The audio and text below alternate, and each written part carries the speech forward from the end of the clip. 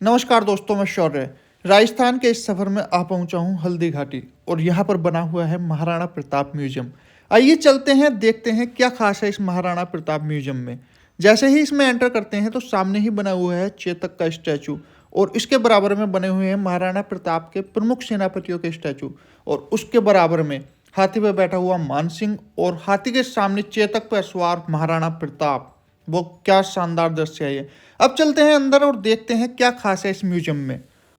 विदेशी आक्राताओं ने आक्रमण किया और उस आक्रमण में कोई भी राजा व सैनिक वीर गति को प्राप्त कर लेते तो उनकी पत्नियां वीरांगनाएं अपने सतीत्व की रक्षा करने के लिए जलती हुई अग्नि में कूद प्राणों को त्याग देती थी, जिसे हम जौहर कहते हैं। चित्तौड़गढ़ में 3 मुख्य बड़े जौहर हुए थे। प्रथम जौहर 1303 ईस्वी में रानी पद्मिनी ने 16,000 स्त्रियों वीरांगनाओं के साथ जौहर किया था, सिर्फ अल्लाउद्दीन खिलजी के कारण। दूसरा जौहर 1535 ईस्वी में गुजरात के शासक बहादुर शाह के आक्रमण के कारण रानी कर्मावती ने वीरांगनाओं के साथ किया। और तीसरा जौहर 1568 ईस्वी में जब अकबर ने चित्तौड़गढ़ पर आक्रमण किया, उसी समय रानी फूलकुमारी ने 7,000 वीरांगनाओं के साथ जौहर किया।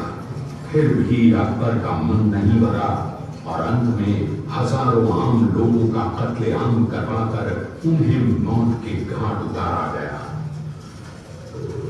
इस किले में देखने योग्य विजय स्तंभ है, कीर्ति स्तंभ, मीरा मंदिर, जैन मंदिर, कालिका माता मंदिर, भामाशाह हवेली, कुंभाश्याम मंदिर, फतेह प्रकाश महल है।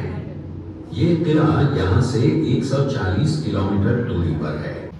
ये शेरपुर गांव का दृश्य है।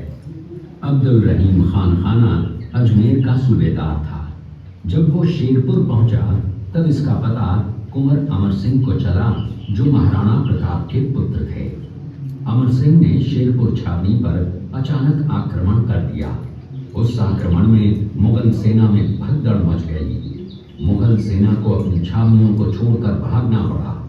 छावनियों के अंदर से लूटा हुआ माल व अब्दुल रहीम खान खाना, जिसकी बेगम आनी खान को बंदी बनाकर महाराणा प्रताप के सामने पेश किया गया। तब अमर सिंह पर महाराणा प्रताप क्रोधित हुए और कहा, जहां से इस नारी को बंदी बनाकर लाए हो, इसे पुनः ससम्मान लौटा कर आओ। महाराणा प्रताप ने कहा, हमें नारी से कोई दुश्मनी नहीं है, हमें तो देश विद्रोहियों से दुश्मनी है, जिन्होंने चारों तरफ आतंक फैलाया है। महाराणा प्रताप के आदेश का पालन करते हुए कुंवर अमर सिंह ने उस मुगल नारी को ससम्मान छावनी तक पहुंचाया। इस प्रकार महाराणा प्रताप ने अपने क्षत्रिय राजपूत धर्म का पालन किया और पराई स्त्रियों को मां, बेटी और बहन का दर्जा दिया। ये है महाराणा प्रताप का चरित्र और नैतिक उदारता का परिचय, जिसने अपने पुत्र का बलिदान देकर राजवंश की रक्षा की थी। उस मां का नाम पन्नाधाय था। पन्नाधाय जाति से गुर्जर थी। वो एक राजकुमार की धाई मां थी। दूसरी तरफ हाथ में तलवार लिए खड़ा ये बनवीर सिंह एक दासी पुत्र है। ये कुंवर उदय सिंह की हत्या करके मेवाड़ की राजगद्दी प्राप्त करना चाहता था। एक रात्रि बनवीर सिंह को मौका मिला। वो राजकुमार उदय सिंह के बड़े भाई विक्रमादित्य सिंह की हत्या करके राजमहल की तरफ आगे बढ़ा। इसकी सूचना पन्नाधाय को लग गई। कुछ समय तक पन्नाधाय चिंतित हुई। तभी पन्नाधाय ने अपने पुत्र चंदन को राजसी कपड़े पहनाकर पलंग पर सुला दिया और उदय सिंह को एक टोकरी के अंदर छिपाकर पत्तों से ढक के महल के बाहर निकालकर गुप्त रास्ते से कुंभलगढ़ भेज दिया। बनवीर सिंह जब तलवार लेकर राजकक्ष में आया तो उसने पन्नाधाय से कड़क आवाज में उदय सिंह के लिए पूछा, तो पन्नाधाय ने चंदन की तरफ इशारा किया। बनवीर ने चंदन को उदय सिंह समझकर चंदन की हत्या कर दी और ये समझने लगा कि मैंने राजकुंवर उदय सिंह को मार दिया।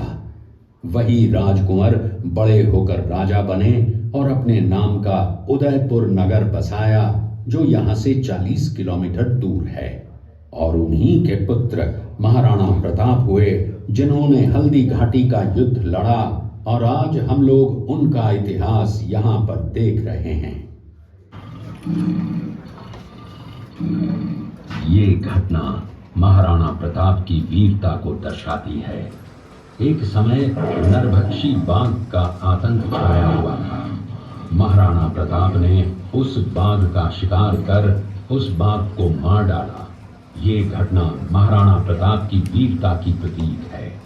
में देखिए, महाराणा प्रताप अपनी प्रतिज्ञा का पालन करते हुए, महाराणा प्रताप ने प्रतिज्ञा की थी कि जब तक अपनी मातृभूमि को शत्रुओं से मुक्त नहीं करा लेता, तब तक न तो मैं महलों में रहूंगा, न किसी धातु के पात्र में भोजन करूंगा, न किसी गद्दी के बिछौने पर सोऊंगा।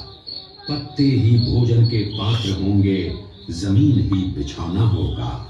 इस प्रतिज्ञा का पालन उन्होंने 21 वर्षों तक जंगलों में रहकर किया। इस दृश्य में देखिए, महाराणा प्रताप वृक्ष के नीचे बैठकर पत्तों पर खाना खाते हुए। इसी कारण हम आज भी महाराणा प्रताप को श्रद्धा व सम्मान से याद करते हुए देशभक्ति की प्रेरणा प्राप्त करते हैं।